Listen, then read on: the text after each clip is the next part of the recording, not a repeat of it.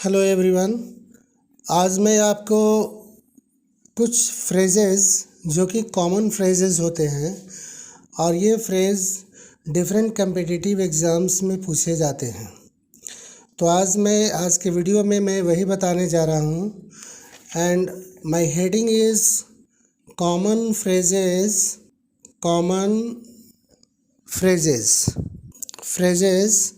frequently asked in exams such as railway, banking, SSC, etc. तो friends, बहुत सारे exam में इंग्लिश बहुत ही इम्पॉर्टेंट होता है और उसमें फ्रेज़ बहुत इम्पॉर्टेंट होता है। इसलिए मैं आज वैसे फ्रेज़ की चर्चा करने जा रहा हूँ जो ज़्यादातर पूछे जाते हैं। साथ ही मैं इसका मीनिंग भी एक्सप्लेन करूँगा, इंग्लिश में भी और हिंदी में भी। तो let us begin with the phrase and try to understand one by one every phrase.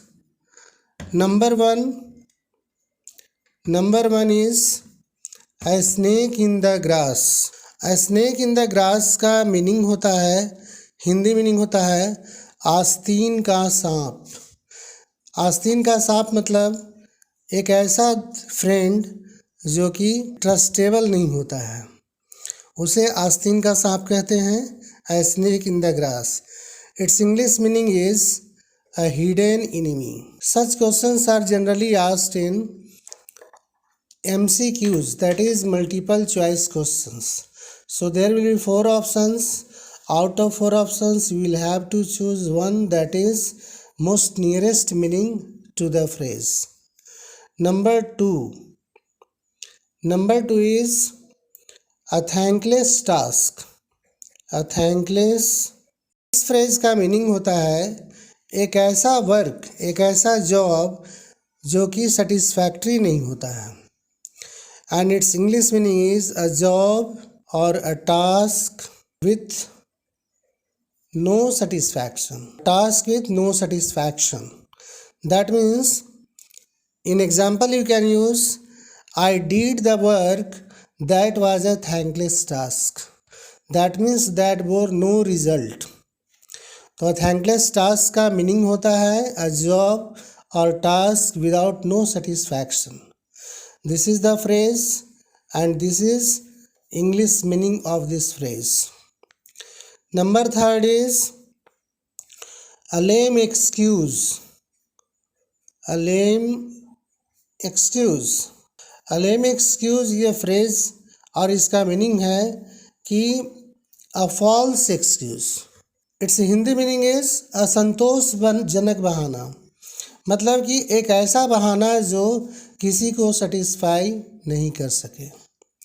For example, he usually makes a lame excuse every day. He usually makes a lame excuse before his parents, teachers, the principal, like that. So this is the phrase a lame excuse and its meaning is a false excuse that satisfies nobody. Fourth one, जो चौथा phrase है हमारा, वो है lion's share. The meaning of this phrase is a major part. A major part का मतलब हुआ कि एक अहम हिस्सा, एक बड़ा हिस्सा। The company needs a lion's share that is capital.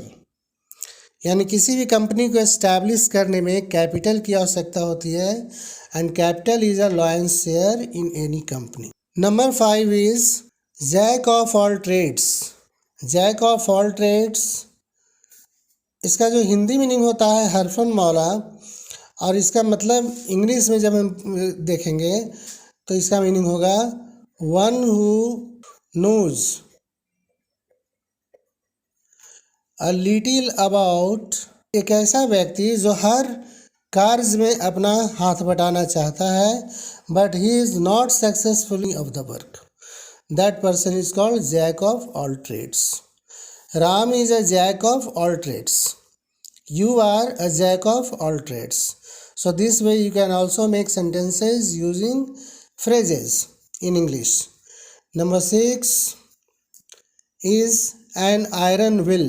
Meaning of this phrase is a strong determination, मतलब मजबूत इच्छा शक्ति। An iron will, every student needs an iron will to achieve success in his life. Without an iron will, nobody can achieve success in his life. So the meaning of this phrase is an iron will. The meaning is a strong determination, मजबूत इरादा। 7 is ups and downs, मतलब होता है good and bad days. This means everyone faces ups and downs in his life. Nowadays I am facing ups and downs in my life. That means my all days are not same. I am not facing every time good time. I am not getting every time good result. So ups and downs means good and bad days. Once in the blue moon, ये हमारा phrase है once in the blue moon, और इसका meaning है rarely. Rarely का मतलब होता है यदा कदा, नॉट एवरी टाइम, रेयरली। एक चर्चित कहावत है दूज का चांद होना, इसका मतलब हुआ कि रेयरली, जो कभी कभार दिखना। So once in the blue moon, English meaning is rarely and Hindi meaning is दूज का चांद होना। Number 9, pick a quarrel. Pick a quarrel means to seek fight. Pick a quarrel means to seek fight, इसका मतलब होता है कि झगड़ा मोल लेना, लड़ाई मोल लेना, जानबूझकर झगड़ा करना। तो मैं आपको इंग्लिश और हिंदी दोनों में एक्सप्लेन कर रहा हूँ ताकि आप बहुत अच्छी तरह से समझ जाएं और इसको याद रखें। ये जितने भी फ्रेजेस मैं आपको बता रहा हूँ, सारे फ्रेज कम्पिटिटिव एग्ज़ाम्स में पूछे जाते हैं। In deep water, the last one I am going to teach, that is in deep water. The meaning of this phrase is, English meaning is in deep or in great difficulty. In great difficulty, बहुत बड़ी मुसीबत में। Nowadays, he is leading his life in deep water. My condition is not good, so I am in deep water these days.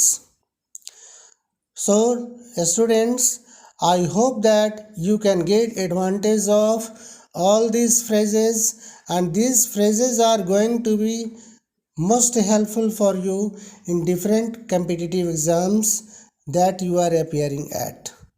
So thank you everyone for watching the video. Please, if you like the video, please like, and so that I can get confidence, inspiration, motivation from you, and I can be able to make other videos based on different topics.